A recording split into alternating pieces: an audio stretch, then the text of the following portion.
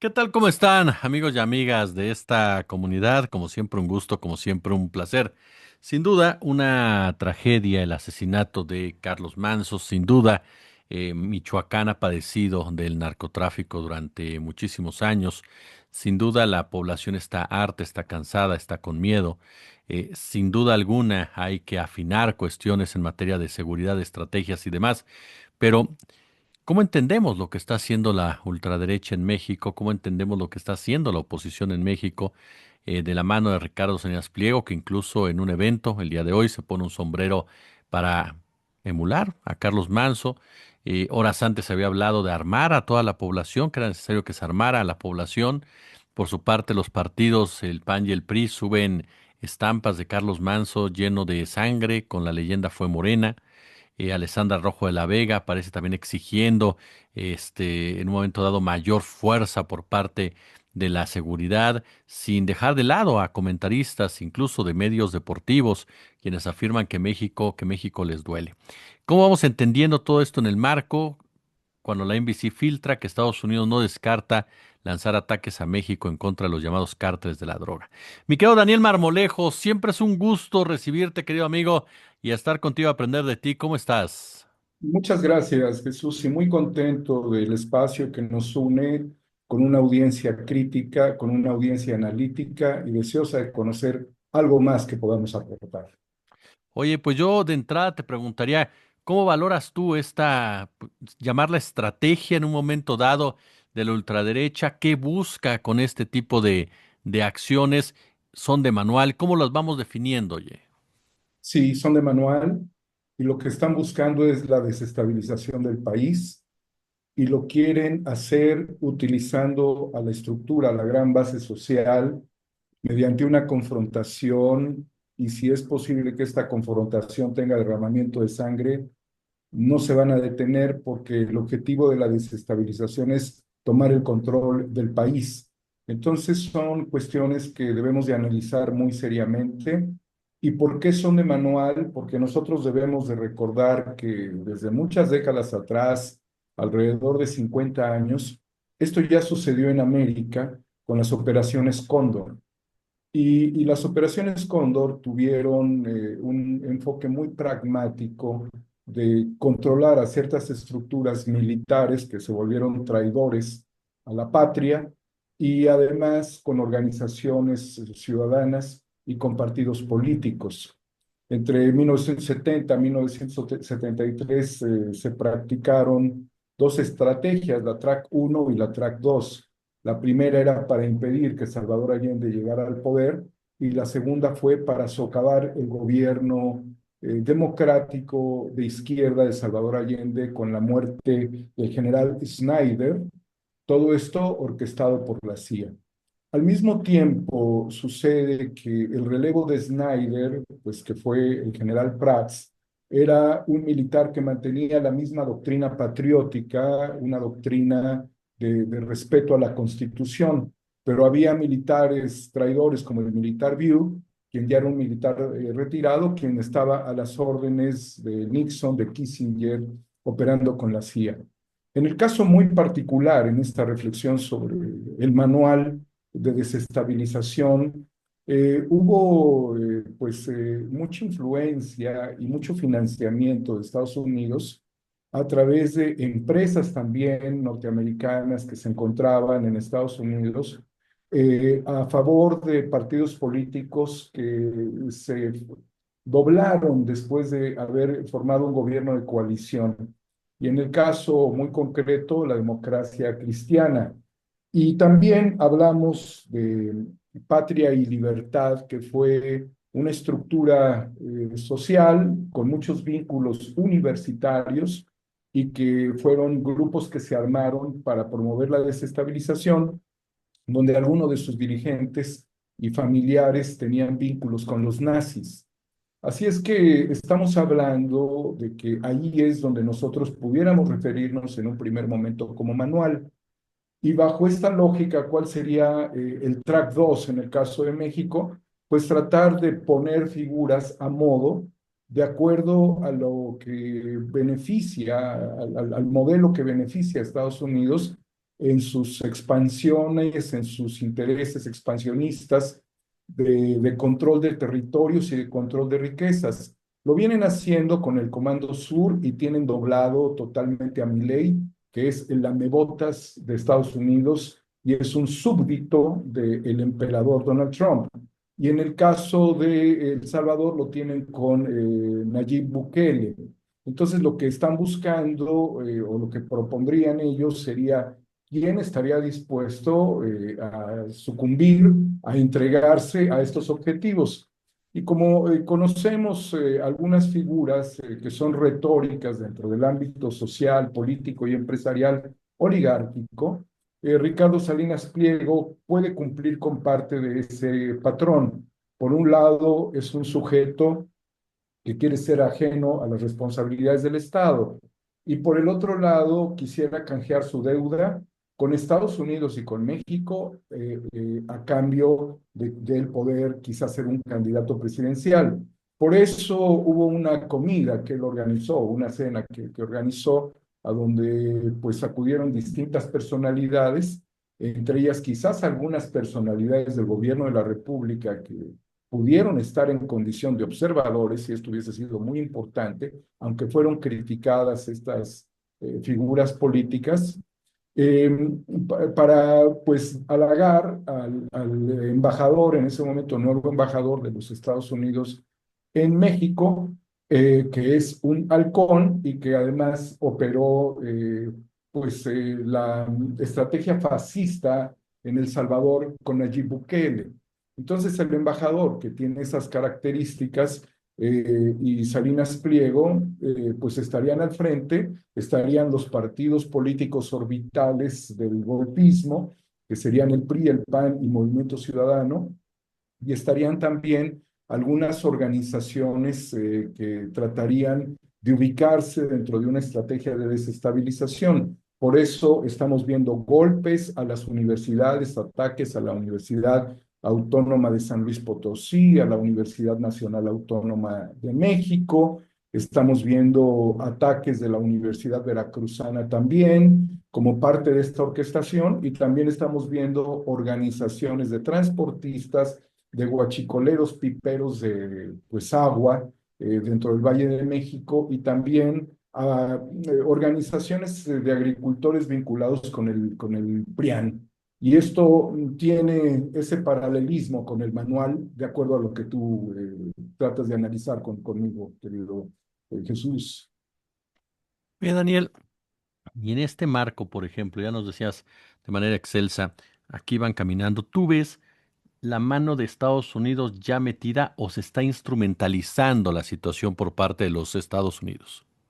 A partir de que desde 2019 produje la serie Guerra Híbrida, estaba muy claro que el país que ha promovido la desestabilización en nuestro continente y en otras partes del mundo ha sido Estados Unidos y no depende de un presidente, sino depende de un sistema de control territorial y de recursos, es su estrategia. Por eso cuando se dio la desestabilización en Chile fue uno de los temas centrales el cobre.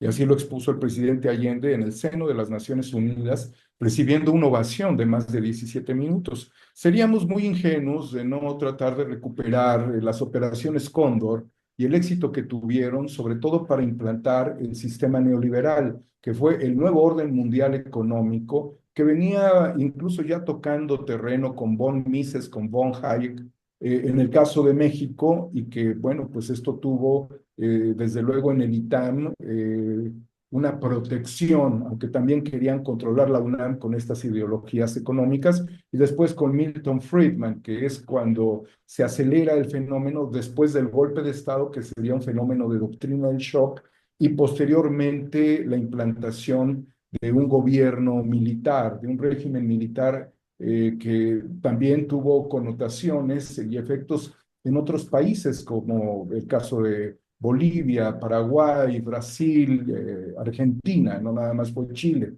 Entonces las operaciones Cóndor fueron muy exitosas y nosotros a partir de que analizamos la doctrina del shock y analizamos el fenómeno de guerra híbrida, sabemos que la doctrina del shock como en el caso dramático y muy lamentable de la muerte del alcalde de la ciudad de Uruapan, Michoacán, el alcalde del Sombrero, Manso, y lo que están orquestando en este momento atiende específicamente la doctrina del shock, pero ya todo el fenómeno que también pudiera ir a mediano plazo, a corto y a mediano plazo, y que también estuvo muy marcado durante el gobierno de Andrés Manuel López Obrador, ha sido la guerra híbrida. Y lo que hemos analizado como fenómeno neoliberal estratégico ha sido una estrategia de 5 letras D: desracionalización de la conciencia.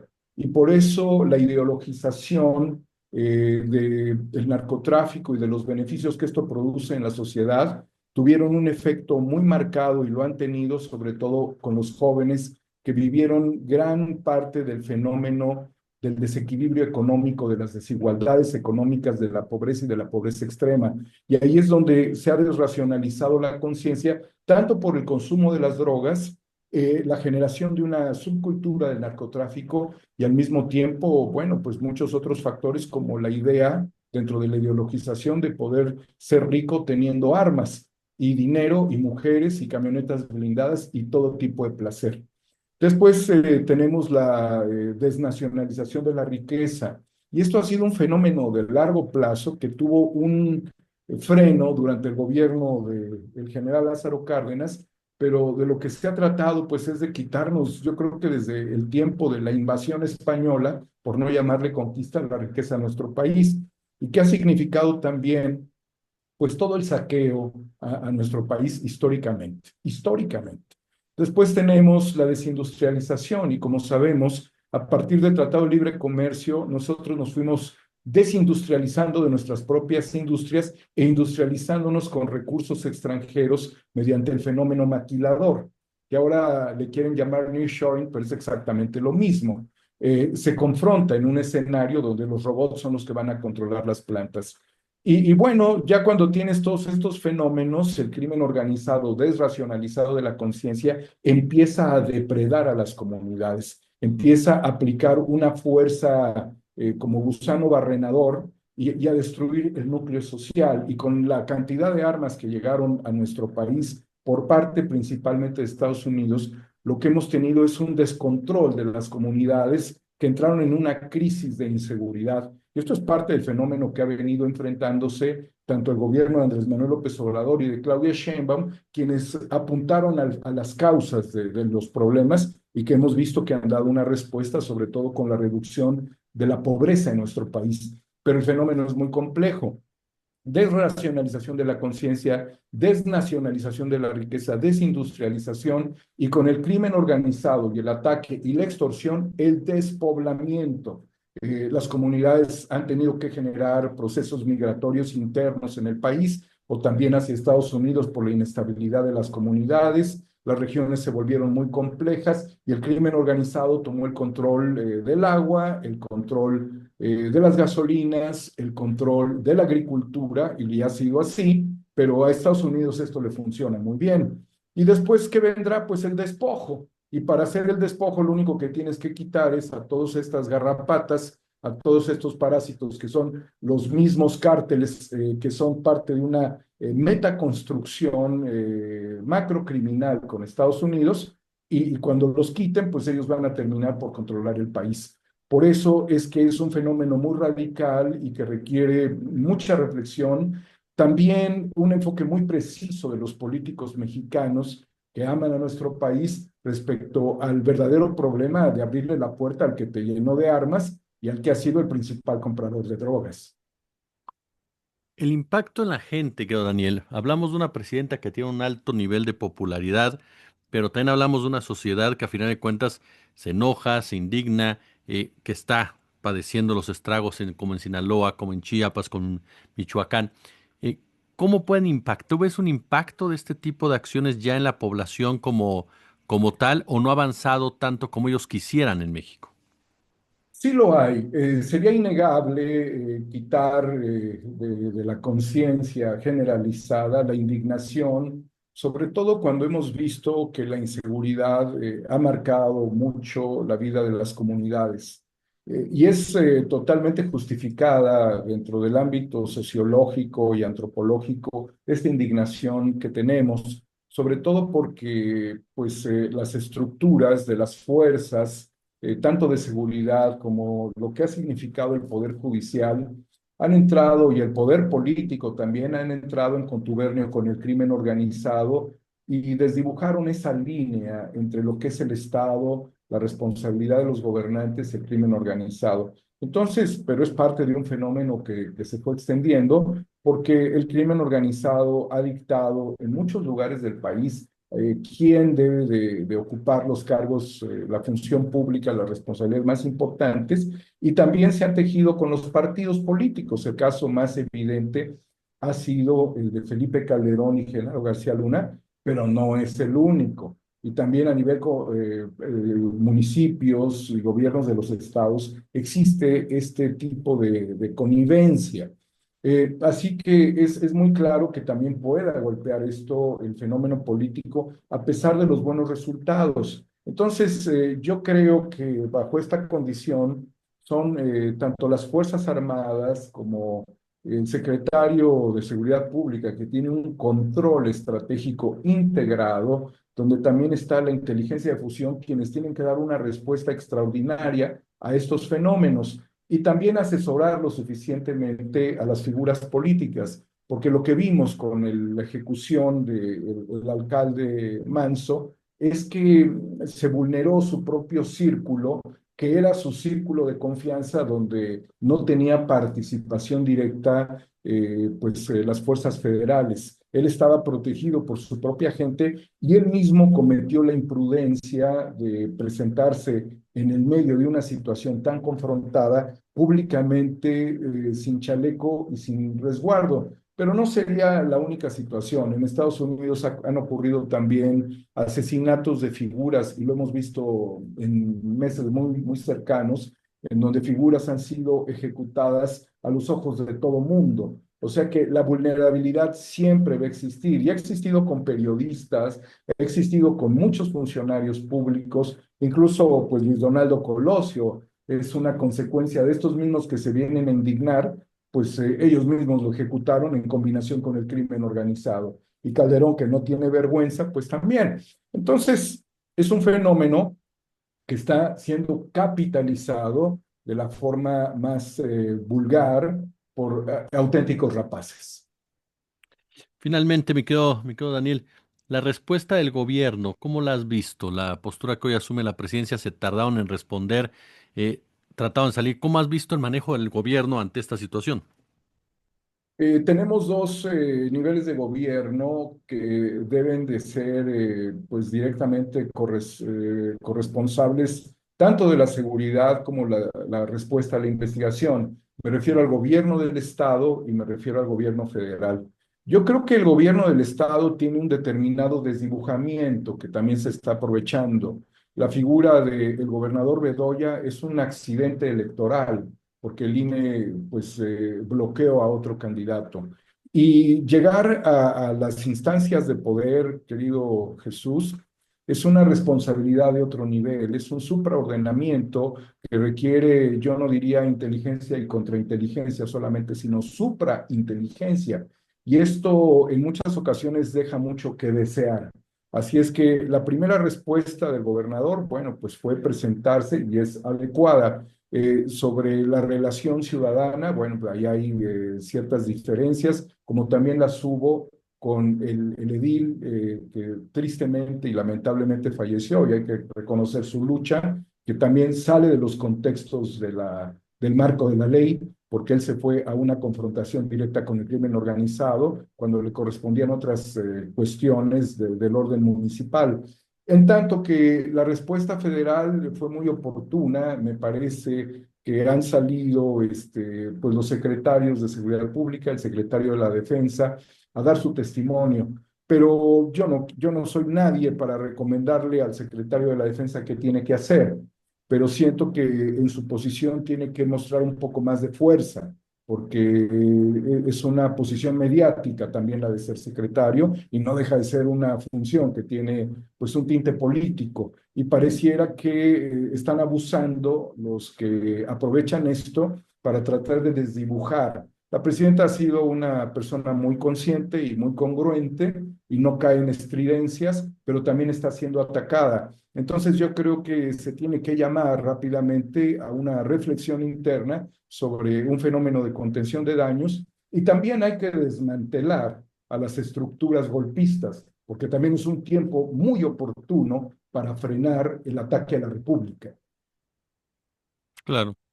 Mi querido Daniel Marmolejo, siempre es un verdadero placer escucharte, amigo, y te agradezco muchísimo que nos compartas tu conocimiento aquí en la comunidad. Pues solamente, querido Jesús, señalar que sí tiene Trump intenciones de intervenir en nuestro país, que está el Comando Conjunto de Operaciones Especiales y está también lo que denomina la comunidad de inteligencia. Debemos de estar muy atentos y también hacer una advertencia a Estados Unidos. No se pueden violar nuestras fronteras, no se puede generar un desorden entre vecinos. Estados Unidos no es el salvador de la humanidad, en muchas ocasiones ha sido un grave problema para la humanidad y todo lo que se tenga que arreglar con Estados Unidos tiene que ser con una mesa de sujetos racionales y no de ataques con drones, ni con espías, ni con 18 agencias interactuando bajo la dirección de inteligencia de Estados Unidos a espaldas del gobierno de México. Las cosas no son así y quien considere que las cosas se tienen que manejar en ese sentido, generaría un problema estructural de muy largo plazo en una relación de vecinos. Así, nadie se puede meter a la casa del vecino para sacudirle el tapete cuando es corresponsable de las cucarachas, de la infiltración de armas y del consumo de drogas que tiene este país. No es la posición que México necesita y en este caso hay que blindar en todo sentido la presidencia de la República y que las Fuerzas Armadas hagan, junto con la Secretaría de Seguridad Pública, la tarea conveniente. Y también, para cerrar, es un llamado a todas las presidencias municipales para que se sacudan en relaciones que pueden ser muy complicadas y negativas para el país. No estamos para jugar al enriquecimiento inexplicable de figuras políticas en México en ninguno de sus rincones.